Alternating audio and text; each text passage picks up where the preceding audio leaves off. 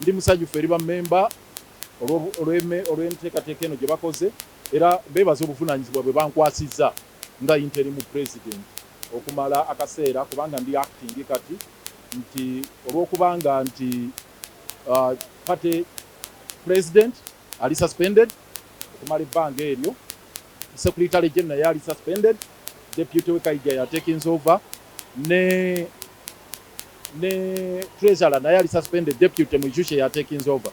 So nja kusaba bamemba b'ekibiina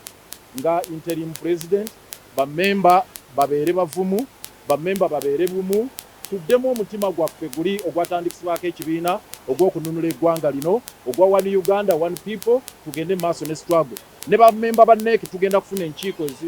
ezigenda maaso era tuweereddwa obuyinza oba ogenda mu court okuchallenginga oba okuwakanya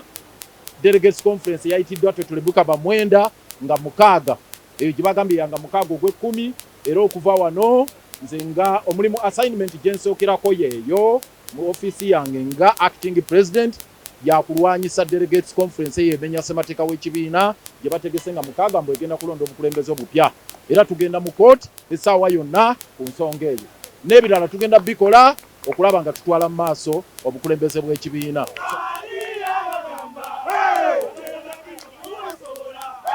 Download the app on App Store or Google Play Store now.